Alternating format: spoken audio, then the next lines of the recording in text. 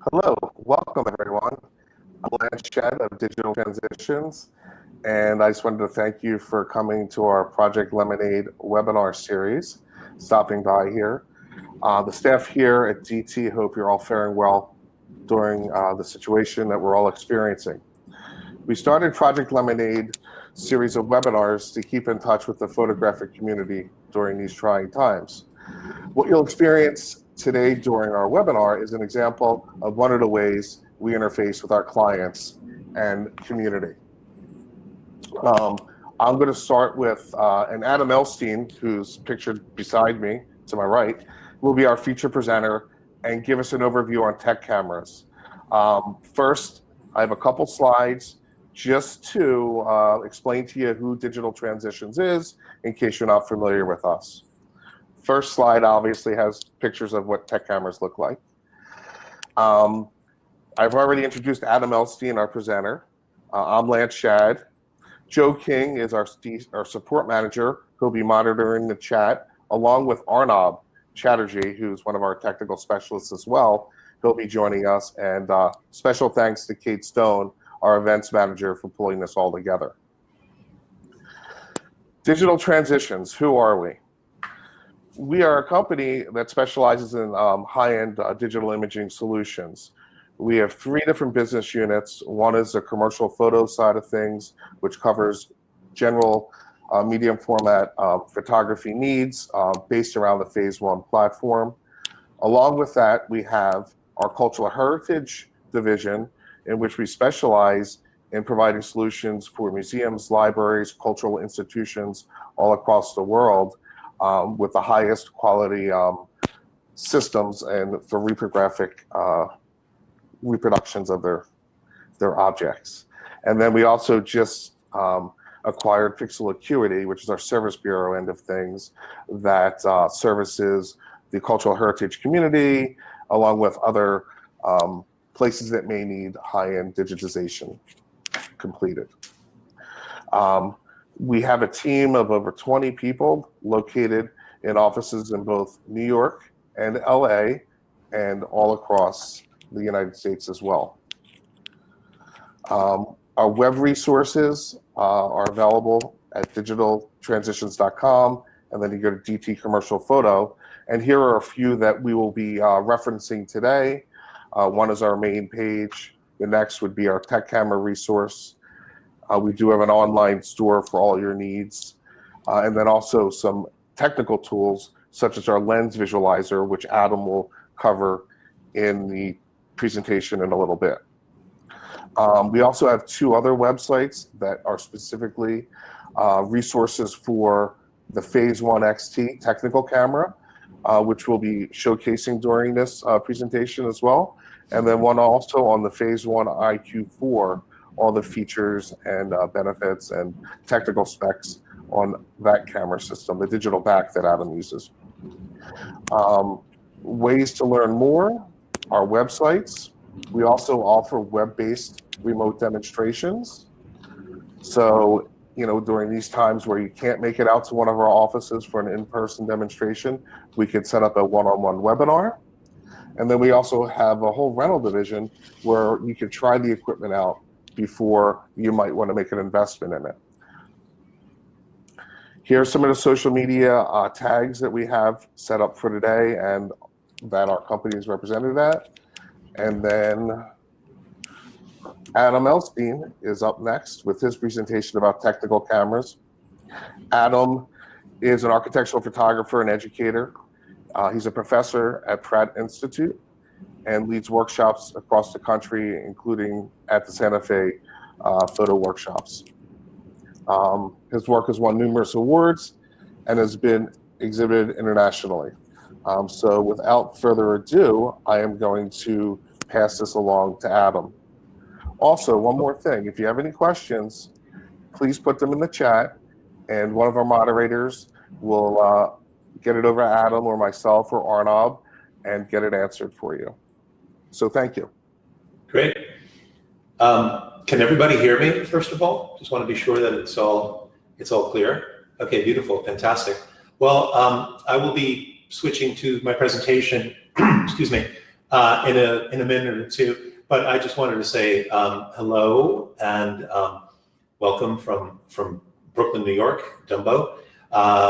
Thank you so much to Lance, to Kate, to all the amazing people at Digital Transitions who have been incredibly supportive to me over the years. And thanks to all of you for tuning in. I think it's a really great thing to do while we're all sort of shut in. It's a great time to kind of go deep. And I'm really happy to be able to be giving this presentation. So I'll talk a little bit about what I'm going to do, a little bit about who I am and what I'm going to do, and then I'll just do it. So I am a photographer. I'm an architecture photographer. It's my sort of main profession, or I would say my half profession, because when I'm not shooting commercially and working on my fine art projects, I'm a professor in the architecture department at Pratt Institute here in Brooklyn, where I've been teaching for the past 15 or 16 years, everything from design to architectural photography to architectural visualization. So what you're going to be seeing is a kind of mashup, in a sense, of things that I've done, particularly for Digital Transitions. We did a talk at Photo Plus last fall, and also a little bit about, in general, about architecture photography and about ideas of perspective and ideas of composition, because this is how I think about things. And the general idea of this talk is to kind of explain what I believe the sort of amazing advantages are to using tech cameras. I've been using them now for many, many years, and I started, my photographic practice on, like many people did in the architectural world, on, sort of 4x5 film, and I've used every possible system with movements. But the tech camera is really the best. Discuss a little bit about what you can do with it and why. So I'm going to put the questions on here. Number one, none have been flagged yet, and I'm going to try to now go to my presentation. Hang on one second here.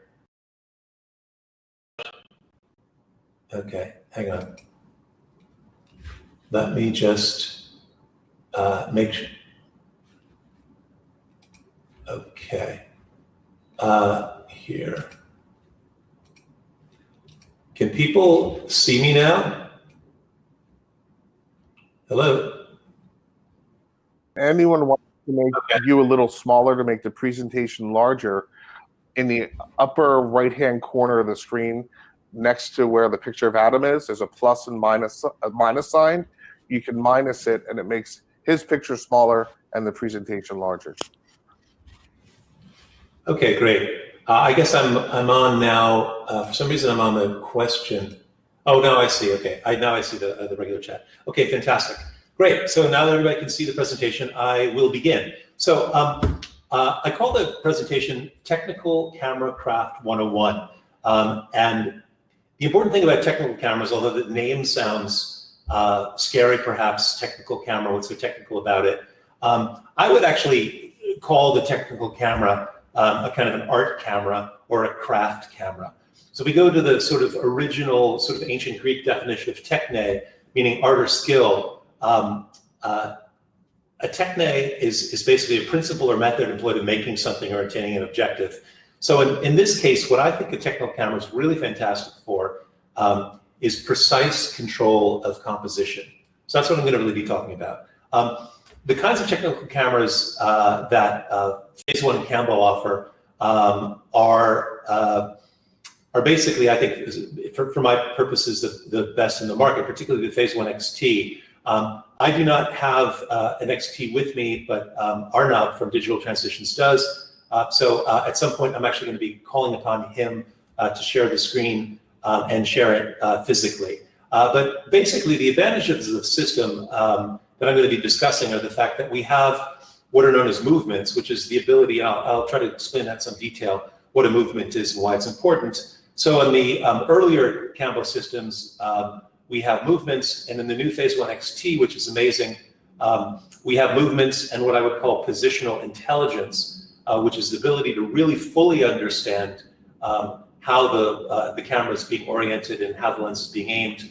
And also one of the things that we also have, which I don't have here, is leaf shutters, which are also amazing. So Here, let me just, I'm gonna take a step back. You have to understand, I am a professor, so I apologize if I'm gonna be a little professorial about it. But I wanna start out with this quote, which I really like. It's a book by John McPhee about Bill Bradley, who's the senator who he played basketball at Princeton. And I love this story about Bill Bradley. When McPhee met him when he was I guess, in college, he saw Bradley practicing and how Bradley could basically sink the shot by throwing the ball over his shoulder. And the reason that I love this quote, to me, I always thought about it when I think about photography, is you have to develop a sense of where you are. In architectural photography, any kind of photography, I think of spaces and places, you have to develop a sense of what you are. In particular, you have to understand where your camera is and the position of your camera relative to the object, because that controls pretty much everything. A quote that I took from another book I read a long time ago, which I really like, is, your targets dictate your tools dictate your movement. In my opinion, if you can't get there, you can't make the picture. So one of the most amazing things I think about tech cams, and particularly about the X2 system, is this is an incredibly elegant, small, and portable system that really can give you the same results as, I certainly was able to get on 4x5 film, possibly even 8x10 film in the day. So this is a system that gives you kind of extreme movement, which I love. I always have two boring slides in my presentation, and maybe more than two, but this is one of the most boring slides, just to understand where I want to go. All photography involves transforming 3 dimensions into 2, right? We're projecting the real world from 3 dimensions onto 2. So the orientation of the plane that captures the image determines what the embedded perspective is in the image. And that's kind of an important thing. This is the second boring slide, but it's very, very important to understand. The creation of perspective and the correction of perspective are not the same thing. What do I mean? People will say, okay, well, why do I need these systems? Because I can always correct it in Photoshop. Not entirely true. You can certainly correct a lot in Photoshop, but the original image, the original perspective, what you actually see, is determined by the position of the camera. It's determined specifically by the height of the camera, by the tilt of the camera. It's determined by the lens focal length. And of course, it's determined by how you frame the shot. And that's really what I want to talk about here, and why movements in particular are very, very important. And I'll describe my sort of workflow in general. Perspective can be corrected with camera movements. It can also be, let's say, somewhat corrected in post-processing, but it can't be changed in post-processing. But I would say in general, camera movements are cleaner. They maintain correct proportionality, and they're less destructive. So I am always trying to do what I can in camera, but there's always, of course, post-processing. And I understand that Jeff Totaro will be going through his own architectural photography workflow later next week, and I'm super looking forward to seeing that. Okay, so a few key terms to understand how I think about perspective. This is sort of the stuff that I teach to my Pratt students. The 3 key terms are the focal axis, which is the relationship, the axis between the camera and the object that you're shooting. The primary massing, which is what you're shooting. In this case, it's the, let's call it the big cube. And the green face in particular is the facade of the building. And then there's tilt, the degree to which the lens is focused, let's say, directly or parallel to the ground, or to which it's looking up or looking down. Okay, everybody got that? What I want to try to explain to you is how these parameters control the type of perspective that are produced in a shot. So I'm going to define this in a second, what a 1-point perspective is. For those of you who have ever taken any basic photography or art classes, it's a particular perspective type. The rules of a 1-point perspective is that the focal axis should be perpendicular exactly to the primary massing. Okay, a 2-point perspective is created when we're not perpendicular, when we're slightly oblique to the primary massing. So let's have a look and see what these things look like, and then I'll go into it a little bit more detail so you can understand. When we're a 1-point perspective, means that our verticals are vertical. It means that our horizontals are perfectly horizontal. But without tilting, that also means that our composition may not be what we want it to be. That's where movements come in. So you can see the 1-point perspective on the left. The 2-point perspective, our verticals are vertical, but our horizontals are not. As a matter of fact, our horizontals are actually tilted, and they create lines of convergence. They actually create these kind of virtual lines that converge on the horizon at places which are known as vanishing points. And the 3-point perspective is on the right. This is when the camera is actually tilted up. So for architectural purposes, most architectural renderings involve either 1 or 2-point perspective, and that's what I'm going to really focus on today.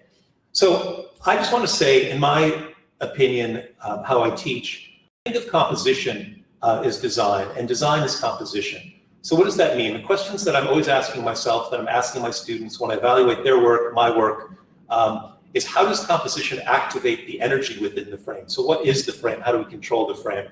How does it engage an idea or narrative? How does it apply contrast? And how does it exploit color? Today I'm really going to be talking about framing. Framing is the territory of the image. So technical cameras are superb devices for controlling how we frame, and that's what I want to discuss. Let me talk a little bit more about the perspective types so you understand. Here's a quick diagram that I drew last fall about a 1-point perspective. So 1-point perspective, again, is when we are perpendicular to the primary massing and the camera is level. So we get this sense of space receding and all lines converge at a single point. Let's look at a few photographs that actually embed this perspective. These are sort of classics, shall we say. Ezra Stoller, who was one of the greats. This is just an image that I happened to pull. Seagram Building in 1958, 1-point perspective. Beinecke Library at Yale, 1963, again, a 1-point perspective. These were created by being very, very precise about the placement of the camera vis-a-vis the facade or the plane that it is facing, okay? 2-point perspective. 2-point perspective is a situation where we are no longer perpendicular to the primary facade, we're at an angle. In this case, let's say it's almost like a 45-degree angle to this, let's say the front mass or building.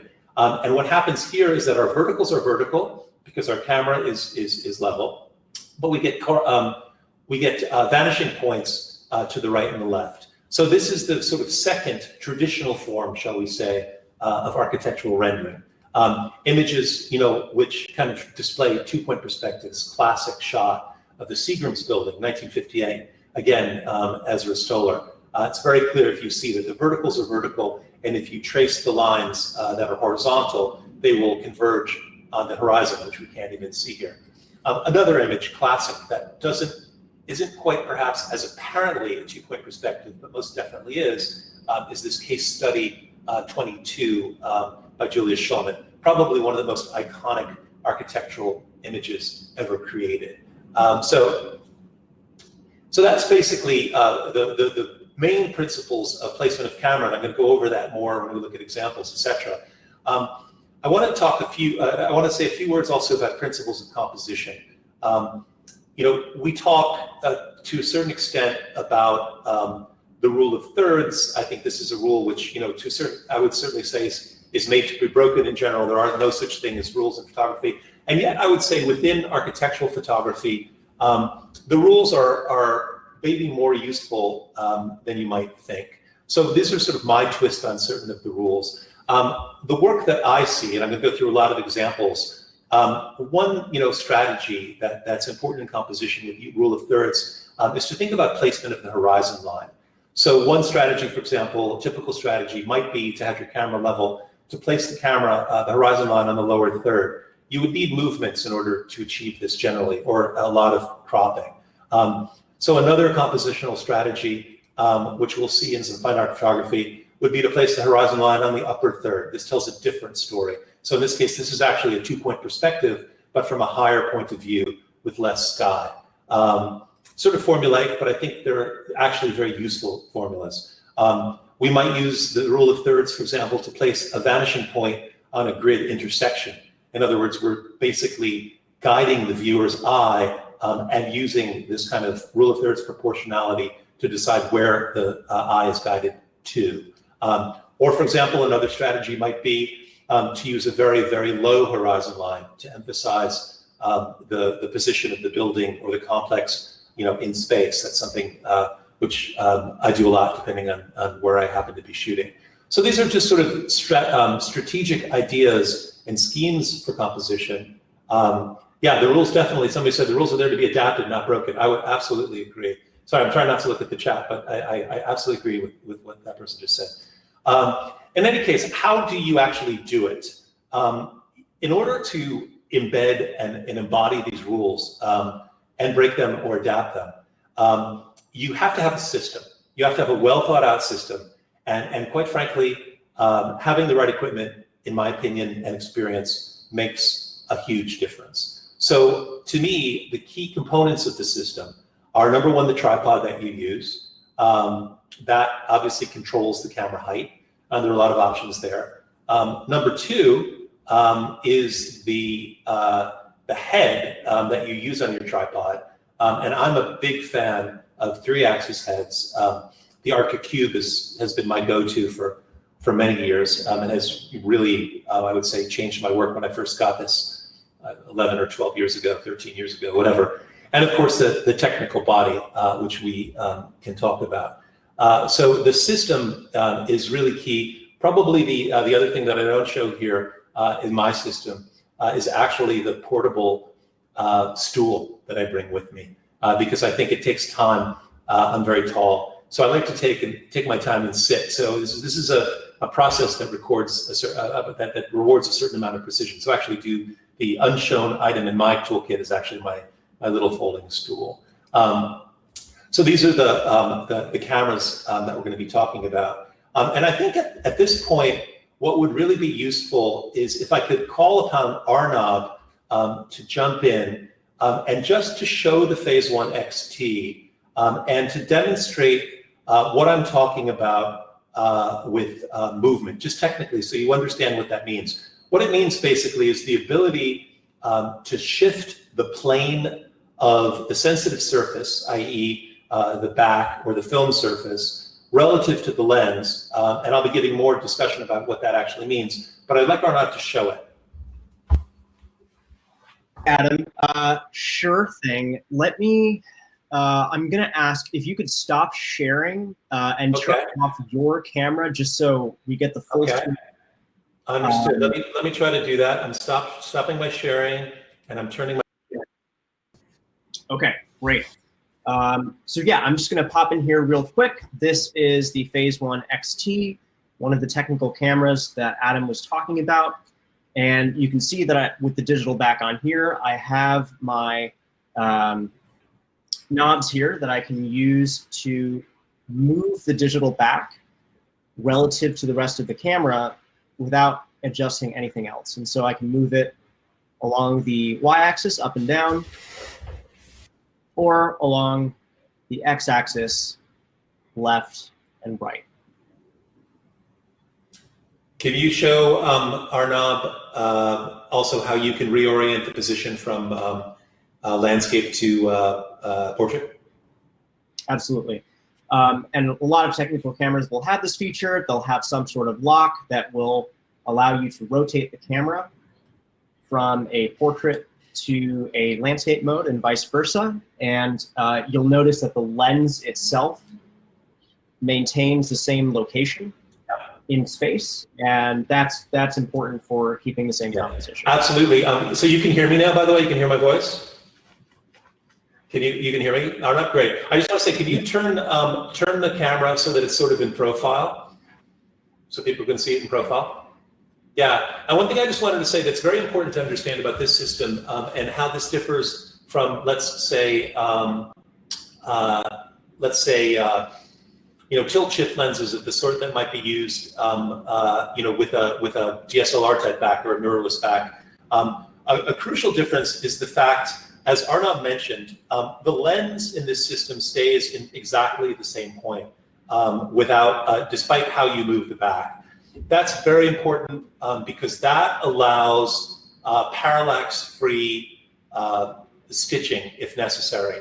It allows the composition to remain perfect without changing it. If you were to move the front of the lens, that would introduce certain artifacts, particularly because effectively you're changing the actual image. So the fact that this the back can be moved freely in the X and the Y is important. It should be noted on the XT, you've got about 12 millimeters of movement. But I think 12 millimeters is basically good for about, I would say about 95% of use cases. I mean, yeah, if you rotate 90%, 90 degrees, you effectively are sampling the same image plane if you think about it. But sure, when you shift, you're shifting, your composition is shifting because you're instead of you're grabbing more, shall we say, on the bottom of the frame if you're in portrait than you are if you're in landscape. So yeah, I mean, the more movements, the better. And I would say it's to some extent a limitation, the fact that you've got 12 millimeters. In the beginning, I thought it was more of a limitation than I do now. And I actually think that, truthfully, the trade-off between the positional intelligence, the leaf shutter, I feel I'm getting a lot more with the XT than I'm giving up in that case. But in any case, it's important for you to know. So maybe I should jump back. Can I jump back to the? Because I'm going to turn my webcam back on, and I'm going to presentation again here. I'm gonna hop off now. So let me know if you need anything else. And I'm gonna take myself off. Yeah, good. Yeah, it is important to know. Somebody just popped up in the chat. I would say, the engineers at Phase One I mean, they obviously know what they're doing. When you do push the cameras to extremes, obviously you get some degree of image degradation at the very far extremes. So 12 millimeters also keeps you well within the image circle, which we'll talk about, which is great. Okay, so here, let's keep going. Now this is hopefully gonna be sort of the fun part, and I'll go quickly through. I wanna show some inspirations, and I wanna show the kind of work that can be made with these devices. I'll show some inspirations from work that inspires me, and then I'll show some of my own work, and then I'll come back to some of the technical issues, and then we'll wrap it and ask for questions. So inspirations. I'm a photographer who loves catalogs, typologies. I love sort of the use of photography to repeat sort of images of different things sort of in the same way. So the Beckers for me are a huge influence. Their work on industrial typology in Germany, the entire Dusseldorf school is very, very important. And clearly there's a formality here that I love, and this is the kind of work you really need these tools to make. Other examples, Candida Hofer, who was also part of the Dusseldorf school, amazing work using the technique of the 1 point. These are, by the way, these are huge images, and it does them no justice whatsoever to be showing them in the space of a slideshow. Other incredible 1 points by Hofer. I love the work of Thomas Struth. They're not strictly speaking 1 points, but they tell stories and are probably sort of 2 points. But again, a certain formality. Gursky is a photographer whose work, almost has a kind of surrealism in its precision and its scale. This is work that Gursky's done, and again, if you notice, there's an incredible precision in terms of verticals and horizontals. So the craft, the techne in this image, I think is super important. Other work by Gursky, sort of showing in a sense the surreal quality of the world, which is something that I'm interested in. This is one of my very favorite images ever. Talk about low horizon lines. This is of a nuclear reactor in Japan, Kamiokande. This is a huge thing. If you notice down here at the lower right-hand corner, you can see as a scale figure, someone in a small, like a little canoe. So Gursky's work is super inspirational to me. Robert Polidori, I'm interested in the formal, but also the informal. Polidori, who also worked, with, a sort of precise technical craft. This is work that he made when he was working as an art handler. I believe this was in France. I'm not sure exactly where, in Versailles, I believe. This work is incredible. Again, the scale is not really done justice. I'm super interested in terms of my own personal work in the informal and the sort of the found condition. Polidori's work in Cuba to the left, his work in Chernobyl is also super inspirational to me. And again, you have to be able to get to these places. And you have to, I don't know how Polidori managed to get his large format stuff down to Cuba, and I really applaud him for doing that, or to Chernobyl. But these days with the tech camera, I think it's just really that much easier. Other work that I just think has incredible sort of formality. Oh, I love that work, by the way, of Camilo Jose Vergara. I don't know how to pronounce his name. It's been inspirational to me for a long time. Fantastic. Bertinsky. Again, Bertinsky's work. We know Bertinsky as probably one of the leading, if not our leading, landscape photographer today. And I love Bertinsky's landscape work. It's incredible and inspirational. I also love, the work that Bertinsky has done of, let's say, industrial spaces and form. And again, just to sort of note the formality of these images, Bertinsky is an incredible, incredible craftsman. He also uses perspective to tell stories. These are just two images. Again, these would be huge, from work that he's done in China. The usage of the one-point perspective, I think, is really, really powerful in storytelling. Looking at work made by contemporary masters, I feel like I really want to show the work of Nick Merrick, who is my teacher, my mentor, and a good friend of mine.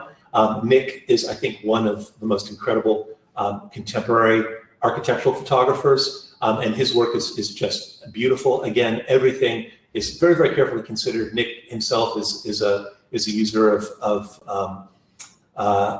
cameras with movements, shall we say? I'm not sure he's a tech camera user, but he's an Arca-Swiss user.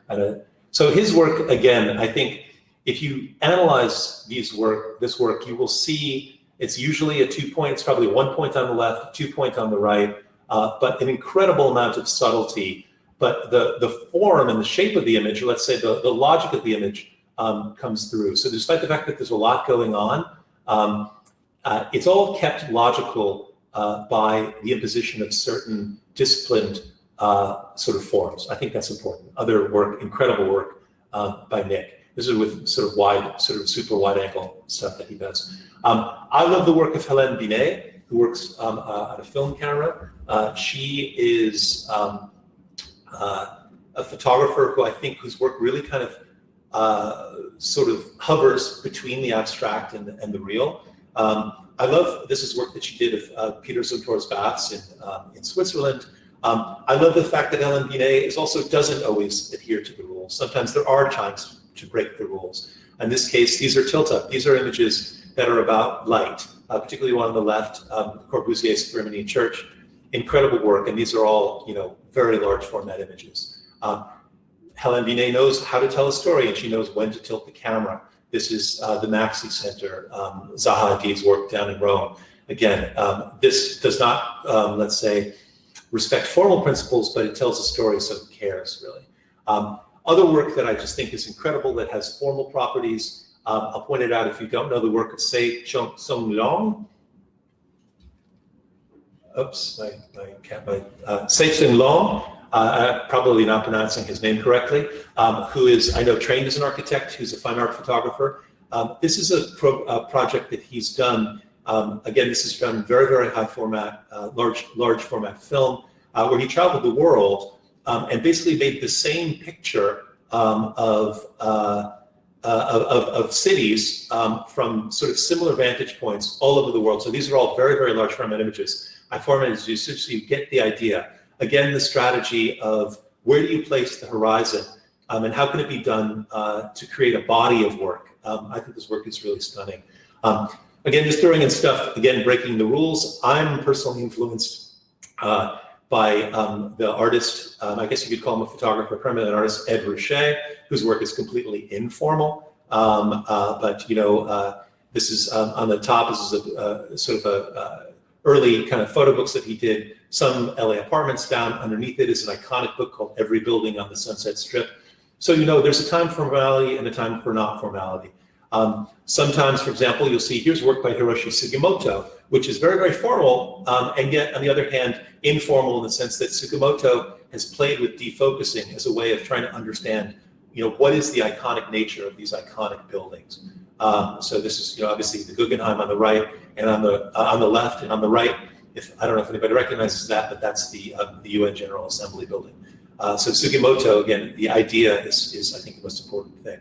And finally, a photographer whose work I absolutely love, who doesn't use a tech camera, but whose work is, it's interesting. I'll make the point in a second. Todd Hito. Todd Hito, who said, he shoots like a documentarian, but he prints like a painter. Todd Hito's work, is not observing the formal rules, and yet, clearly he captures something. And one could say there definitely are times to break or relax the rules. This is part of his house hunting series and also Foreclosed. It's interesting that when Todd Hito shoots commercial assignments, incidentally, he does go back to the rules, so to speak. These are two images from commercial assignments that Todd Hito shot for Dwell, and you will notice, if you look at this, that in the commercial work that Todd Hito does, he is actually observing these rules of verticals and horizontals. Okay, a few images for myself, my own personal work. So I'm a New York City photographer. I've lived here for a long time. I love the city, so my personal work is based here. I also teach in Santa Fe, as Lance noted. We're planning a seminar here in New York, which will hopefully be rescheduled for the fall. This is work that I did actually as part of my seminar class in Santa Fe. This is a Masonic temple there. So I'm going to show you a little combination of sort of personal work, just kind of almost random. Okay, sorry, I see Al Simmons. The work that I'm showing now is actually a hybrid. There'll be a lot of it that's made with the Phase 1 system. Some of it has been made on Sony mirrorless cameras as well. A lot of different things over the years. So I'll just go quickly. I'm interested, like all architectural photographers, how do we tell stories? How do we use people? How can we use different, perspectival types to highlight details, etc. So this is just a sort of an assortment of what I do on my day-to-day. Some personal stuff, I've been lucky enough to travel to Cuba. I have a kind of personal project where I've been, doing work documenting the sort of forgotten modernism. In Cuba, they're very, very good at preserving their colonial architecture. They're not as good as preserving their modernism. So when I go to Cuba, and I've been several times, I'm really interested in finding these kind of amazing projects from the 50s and 60s that in many cases have sort of fallen into disuse. And of course, Cuba, for those of you who know, Lance has been there many times, is just a kind of an amazing location for all kinds of photographic things, but particularly for architecture, actually. It's maybe underestimated as a site for architectural photography as well. So this is kind of work that I do there as part of a kind of personal work. So I spent a lot of time traveling to places for my personal work where they're sort of lost or forgotten. I think of them as kind of lost worlds. This, by the way, I don't know, Lance, I ever showed you this image. You lent me an achromatic back a couple years back. This is actually a Mare Island, which is an abandoned nuclear submarine station out in Vallejo, California. This is actually a Coast Guard residence that a friend of mine used to actually live in, believe it or not. And so my work sort of takes the form, my personal work takes the form of projects. One of my big projects over the years has been documenting a city of abandoned grain silos up in Buffalo, New York. It's known sometimes as Elevator Island or Silo City. I was really intrigued to discover that this place was actually, these actual buildings were the inspirations for a lot of architectural modernism. Walter Gropius, Le Corbusier, etc., were sort of captivated by images of this place in the early 20th century. And these forms actually inspired a lot of what they did. When I discovered that, both as an architect and somebody who's from the region, I was super excited to get in and to do my own personal take. In this case, a lot of this stuff is shot in infrared, because for me there was a dreamlike quality that I was interested in sort of capturing. So the work, is about the buildings. It's to a certain extent about landscape. It's about the kind of the visual chess problems I used to think of them as, and the sort of the interiors. I had this place to myself for days and days and days and weeks, which was amazing to be able to wander around inside this lost city to discover the details of what was there. This was work that I did probably about 8 or 9 years ago. And yeah, to be able to find this kind of almost like lost or found collages. I'm really interested in sort of detritus and trash in my personal work and what I can sort of pull out of it. So I'm also interested in abstraction. I frequently will find myself after I do a job wandering around and shooting for myself. And so this is work in a sense where I'm not tethered to the constraints of the technical camera, but it's work that's meaningful to me. This is stuff that I did after a project I shot years ago in the San Francisco MoMA before it was actually renovated, and this was probably my first, one of my first sort of big awards I got for this project was how do we abstract the space. This is Mario Botta, who's a Swiss architect whose work I really admire. And this photography is, again, in certain ways about flattening the space, understanding maybe form as kind of flat space. It's really influenced also by a photographer whose work I love, whose name is Judith Turner. Anyway, other stuff that I do, getting to the back of the beyond. I'm really deeply fascinated by California and by places in California that are kind of on the edge. I started about 6 or 7 years ago traveling to California, driving up and down, particularly during the moments of drought. And I found myself specifically fascinated by the Salton Sea and by the forms of dwelling that I found around the Salton Sea. So I call the project sort of the accidental sea, because Salton Sea was actually created by accident, strangely enough. So this is work that I've made. This is work, incidentally, I just wanted to say, this stuff is actually shot on the IQ 150 with the tech, using the tech system. And I just wanted to shout out to Lance. I remember when I was making this work, and I don't know if Lance remembers, I was so utterly overjoyed with the quality of what I was able to produce that I sent Lance an email the first night I got back, and I said, I just feel really blessed that I have the equipment that can make these kind of images, because I see this in my mind and I can actually sort of capture it. The image on the right. Totally do.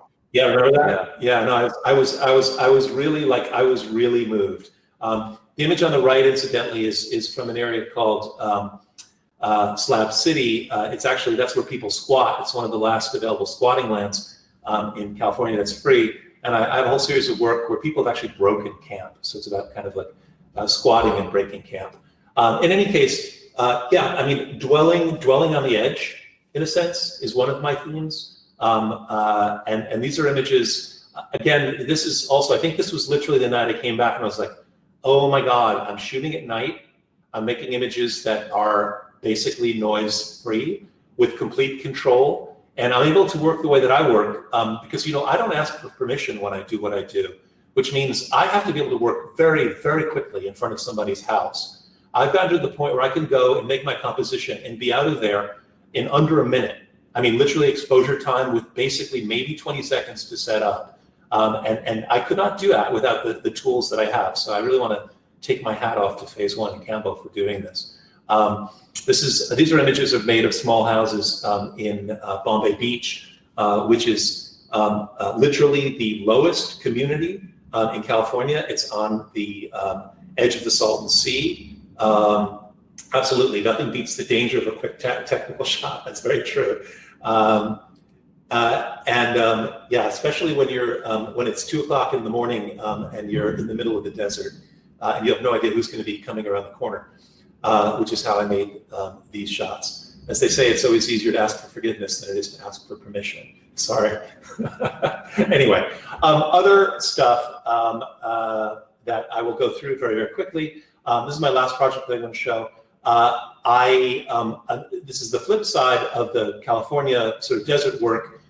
This is work that's done in a mid-century modernist suburb south of San Francisco. There's a song which some of you may have heard, called Little Boxes. It was a protest song in the 60s. It was then, I think, made the theme song for Weeds. In any case, I discovered that this particular suburb, which is known as Westlake, is the suburb that Little Boxes was written about. And so my project in Little Boxes is to capture these little boxes in a very sort of, let's say, disciplined technical way. My camera's always as close as I can get it in exactly the same place in front of each of these images. And the idea is to produce a catalog similar, I mean, obviously directly inspired by the work of the Beckers, to some extent maybe a little bit by Edmund Shea, although my work is a little bit more sort of technically, let's say, strict, I would say. Richet is a lot looser. So in any case, these are just some excerpts from Little Boxes. In any case, let me get back now to some of the theory, and then we can wrap up and ask for questions. Okay, so cool. So I've been going for about 45 minutes, which is about right. So let's get back to the theory a little bit. Why is it that we need camera movements? What is it that the movements and the camera really give us? Well, it's really actually very, very simple. I talked about it before. When we tilt the camera up, which we need to do frequently if we're shooting an object that needs to be captured fully in the frame, if the camera is tilted up, we will introduce perspectival distortion. If the camera is not tilted up, so the image on the left is obviously a diagram of how a camera will capture an object tilting up. You'll notice that we can see the entire object, but that there will be a kind of keystoning or perspectival distortion. On the right, you'll notice the camera is level, but you also notice this little corner to the upper left-hand corner that is no longer in the shot. So what actually happens? Camera tilted up, we no longer have a perfect one-point perspective. Camera level, we no longer have the composition that we want, right? So leveling the camera corrects the distortion, but alters the composition. So the simple beauty of the tech camera system, and here's the same thing, incidentally, for a two-point perspective. So the simple, truth of the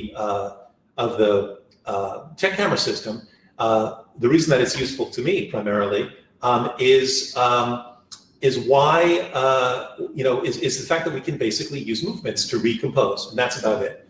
What does it mean to recompose? Well, Arnaud showed you that we can slide the back of the image surface relative to the lens. And this is just a little diagram of what this actually means sort of technically, just so you can kind of understand it. And this will also give you the ability, I think if you understand this diagram, this will give you an ability to be, I would say, an informed and technically savvy consumer stroke decision maker for your own system.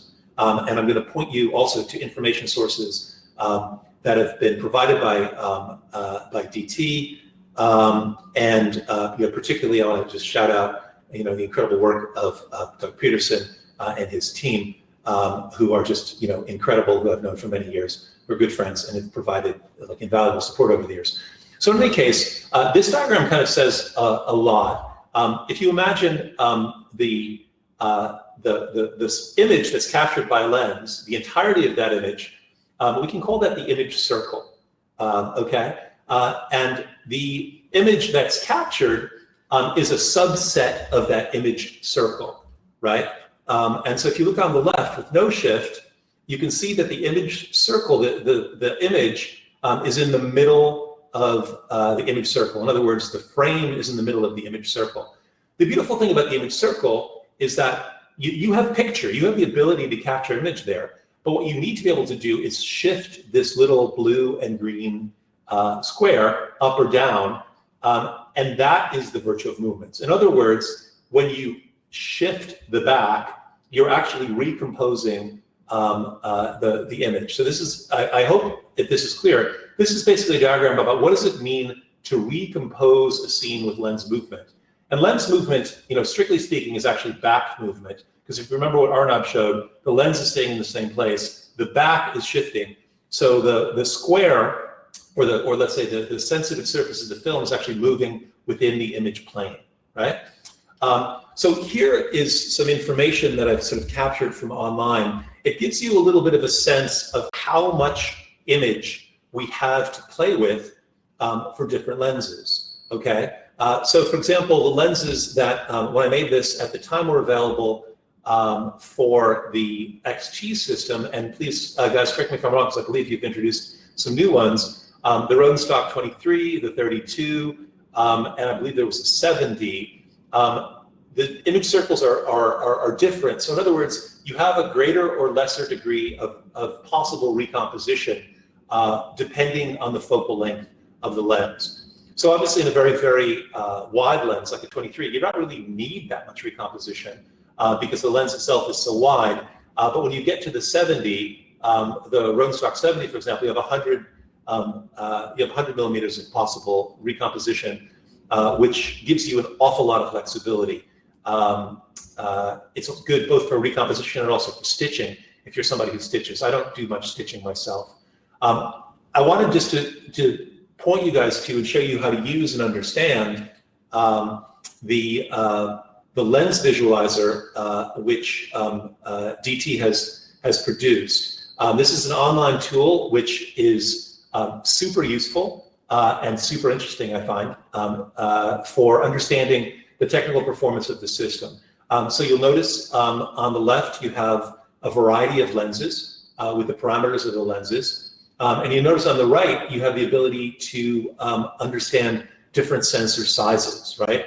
So you can imagine a lens circle, you can experiment with the different relative sizes of a sensor and lens to understand how much potential movement you have. So for example, we'll notice I'll go back and forth. So here's the 28. You notice you don't really have 23, excuse me. You notice you don't have a lot of movement there. That orange square can't really be moved that much. Move to the 32, and suddenly we do have movement. And I would say, you know, the 32 is a fantastic lens. It has some degree of, I'd love to have a conversation and uses that lens. I find it has some degree of distortion, but it's an amazing lens, and you do get, you know, pretty good movement with the 32. It's one of my sort of go-to lenses. And this right now, I'm assuming the 150, which is the largest sensor size. Obviously, if we were using smaller sensor back, we would have that much more movement. So here's the 32. Here's the 70, which suddenly you realize you have, you know, just comparatively that much more movement. And so you can get a sense by playing with this tool of the different possibilities of what you can actually do. I am a big fan of the Schneider 60 XL. Unfortunately, there is not a lens profile on Capture One. I would love it if they made that one. But the 60, which is not sort of produced anymore, is a super sharp lens that has an amazing image circle. So for me, I would say the majority of the work, a lot of the work that you saw from Bombay Beach is made with the 60. I also happen to have a 70, so I use that one as well. And the virtue there we'll talk about is software. It's all built in the 70. So in any case, you know, here we can see if you have the 120, which I also happen to use, an amazing lens for stitching because you can see the huge image circle that it has. That basically means that this lens can be used, I mean, tactically for stitching. You can capture an image of just, you know, extraordinary resolution. This, again, orange square is the 150 megapixel image. So I've never done the calculations, but I mean, probably Doug or Lance or Arnav or somebody knows the maximum output size you can get through a stitch with the 120. In any case, just so you understand, actually, I've experimented with other lenses on the 150 system. Interestingly, comparing the Canon 90mm tilt shift, it actually works on the 150 with a certain amount of movement. You actually can't get close focus on that, but you can get infinity focus and you get some movement. So if you happen to be, you know, working in the system where you might have the 90 tilt shift with you, I do, for certain circumstances, still use my my Sony for particularly for, let's say, preliminary work before I do the finals. You know, you can use that lens, and it's actually perfectly useful. Although obviously the 90 HR lens gives you that much more flexibility. You can also sort of notice, just out of curiosity, so you understand, this is just a comparison of the different sensor sizes relative to one lens choice which is the Canon 90mm. So you can see with a smaller, Sony sensor size, you obviously get that much more movement because the sensor is that much smaller.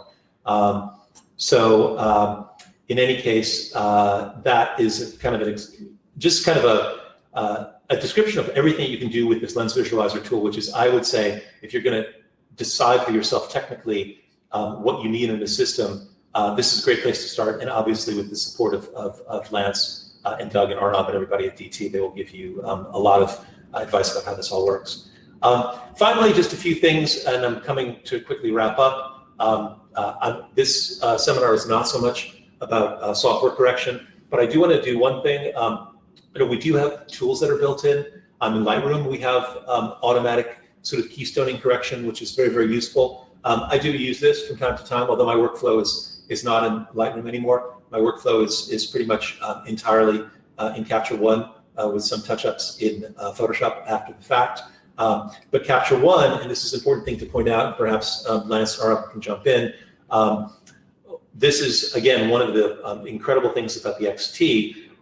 There is communication between the camera back and the lens. And so there's an understanding, basically, of the degree to which the lens is tilted. Now, I say it's important to not tilt your lens, but it's inevitable that there might be some small tilts and whatnot. These kind of corrections can be done automatically. So you have lens profiles, and you have, this is what I call positional intelligence. So this really allows you to squeeze, automatically squeeze, really the maximum out of these lenses. So it's a really great, it's a great system.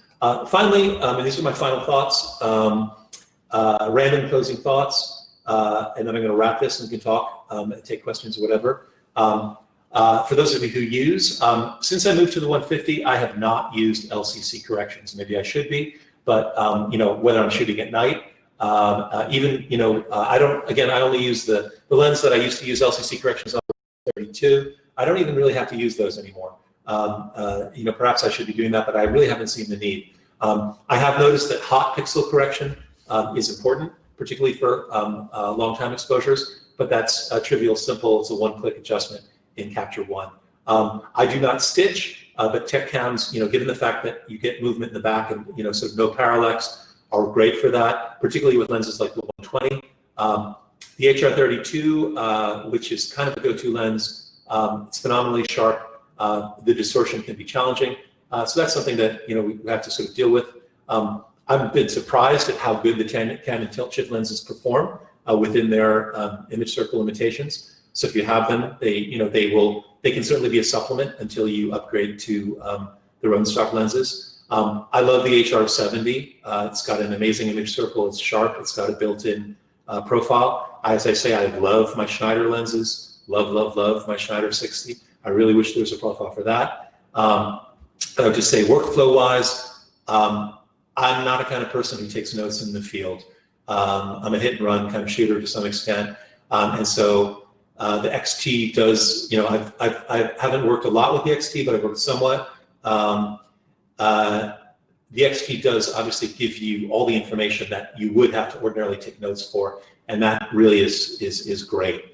So yeah, to close out, again, targets dictate tools, tools dictate movement. If you can't get there, you can't make the picture. And this, I really think, is the system that gets you there. Movements, positional intelligence, leaf shutter, it's the future.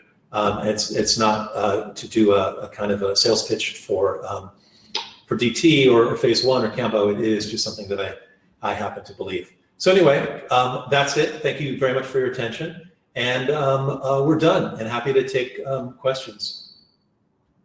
That was wonderful. If everyone wants to answer some, ask some questions via the chat, we'll try and get to them. We'll spend a few more minutes here. I just want to remind everyone that this has been recorded, and you will be receiving a link so you can review it later as well. And that us and the team at Phase One are here for you. At DT. The webcam should be on, and yeah. Oh, oops, nobody's sharing anything here. I might have to. I'm going to reboot.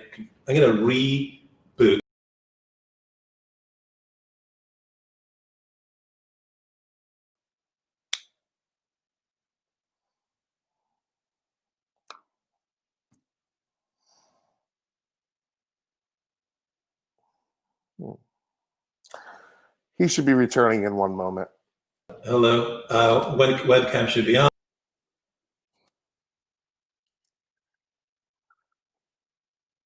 There you go, I'm Adam. back. Okay, great. Okay, cool.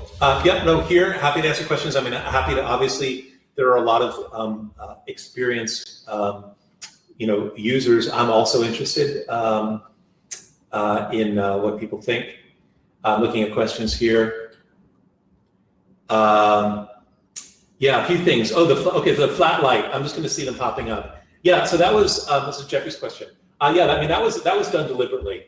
San Francisco. I have, and that's, thank you for pointing that out. There are actually two specific series within my work, sub-series. There are the kind of really diagrammatic images that I made deliberately on days when there were, no clouds.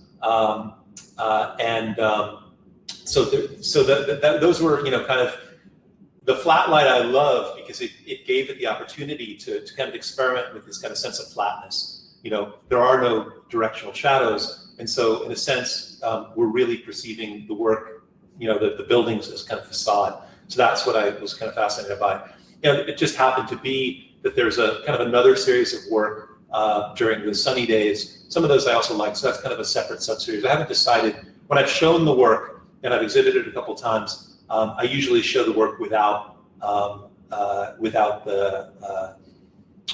sun, without the sky, basically. Let's see. I see another question here. Thank you, Dominique. Do I ever use tilt? I almost never do, I have to say. I do own, my lenses are in Cambo tilt shift mounts. That's not entirely true. Tilt does come in handy if, for example, you're shooting a very long building and you need to equalize focus, from the very beginning of the building to the very end of the building. I would use tilt in that case. I would definitely use, the shine flip to tilt the plane of focus relative to the building. I think I don't use tilt in a lot of my personal work because it's so much about flatness and facades. I use tilt a lot. I mean, I also, in a completely different body of work, I shoot a lot of tabletop and close-up stuff in my studio. And so in studio, I of course use tilt all the time because it's absolutely necessary for that kind of work. And also these days I use more and more focus stacking, but that's a different kettle of fish. So let's see. Do I shoot tethered? That's a good question. When I'm shooting a job, when I'm collaborating, I always shoot tethered because that's the only way, in my opinion, that I can have a meaningful conversation with my client. And I'm very much, when I'm working with a client, about making the work collaborative. When I'm shooting by myself, I don't that much because I am someone who got used to shooting live view on, Canons and whatnot. So I feel, especially now with the ability to kind of zoom in and the focus mask, I don't need to tether. On the other hand, Nick Merrick, the quality of whose work is, outstanding, unbelievable. He will never shoot without a tether, whether it's personal work, whatever. Nick is very, very systematic in terms of what he does. And I've been to Cuba with Nick, shooting right next to him. Wherever we are, the laptop comes out and it's tethered, and he always works from that. So I think it really depends on how you prefer to work. In my case, I don't need to tether a lot of the time. I'm sort of seeing these things as they're popping up. The electronic shutter. I mean, with tech cameras right now, because I don't have the XT system yet, the majority of my work is done with the electronic shutter. And I would say the electronic shutter is fine. It's actually more than fine. It's amazing. It does obviously introduce potentially some artifacts, although I haven't really noticed much rolling shutter. And I would probably and will go back to shooting with the leaf shutter when I have the option of shooting leaf shutter. I mean, I do occasionally still use, and leaf shutter, of course, it's important if you're using, if you're shooting with, you know, artificial lights, strobe in particular. Leaf shutter is super useful for that.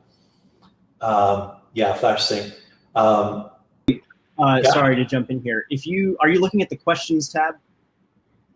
Oh no, I should really be looking at the questions tab. Yeah, sorry. if you Okay. do that and Okay, sort it by oldest, that way we can get to the questions that folks have asked a while ago.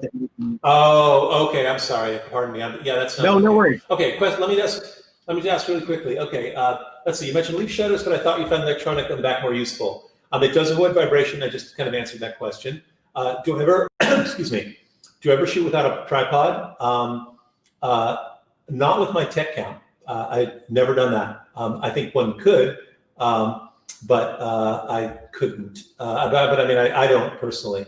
Do I shoot with I mean, I don't use shooting without a tripod to blur people. It's usually for me more a choice of shutter speed. And let's see, other questions. Have I been using the IQ for double shot feature? I have actually been incredibly impressed with the dynamic range of the images as single exposures. That said, I have been experimenting with the double shot, multiple shot feature. I have a whole body of stuff that I shot last summer. Honestly, I just haven't really gotten to the processing. So for me personally, the jury is out. Those features look amazing. It looks like I'm gonna be able to do amazing work with those, but I have not yet come to any verdict for myself. Let's see. How restrictive is the 12mm shift? I sort of answered that before. I think that for 95% of the work, 98% of the work, the 12mm shift is fine. It obviously depends on the lens that you're using. If you're using a very wide lens, you know, you don't get the shift anyway. There are certain situations, you know, if I was very close to something and I wanted to produce a kind of worm's eye perspective where I might need to go beyond the 12mm, I would say that I probably won't be selling my current tech body because it's got something like 15 or 20mm of shift on it. And so if I need it, I'll probably still have it. But I would say if I was looking to enter into a system and I needed to decide whether it was more important to have positional intelligence, leaf shutter, and basically those two things, that to me would outweigh the ability to have more than 12mm. I jump in real quick.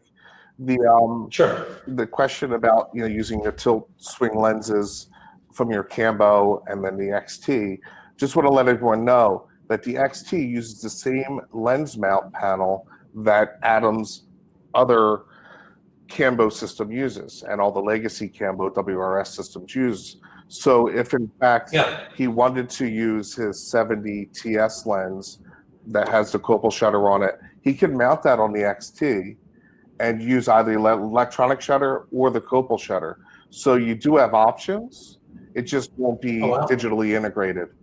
And I didn't actually realize. I mean, that's a new one on me, Lance. I knew that I could do that, and yes, it is true. So you can actually, if you have those lenses, you have the ability to have tilt. I didn't realize that you can actually use the electronic shutter. Yeah, and it's also planned end of second quarter sometime when they make the X shutter system available for third-party tech cameras.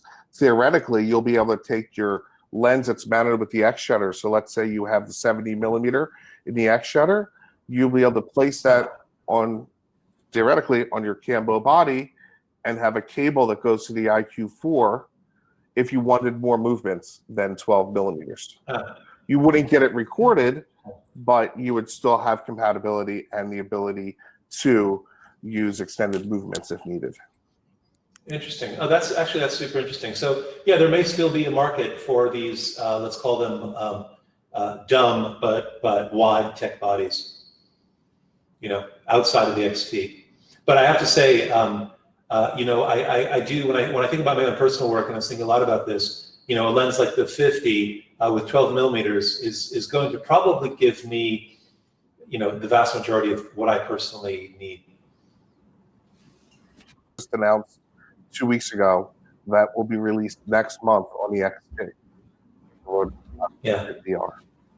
Cool. Okay, I have one question here. What system do I currently use? At the beginning, I use the 150 back.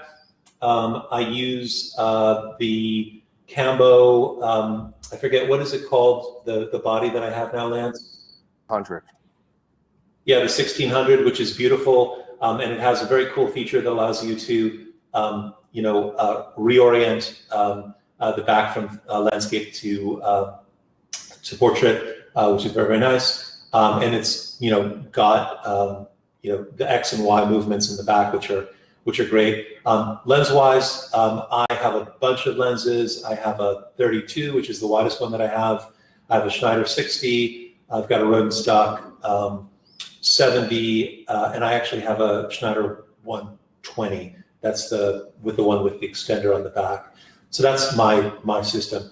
And as I say, I've also experimented with using, I also have all the Canon tilt shift lenses. So I have experimented with those and found them remarkably useful within their image circle limitations.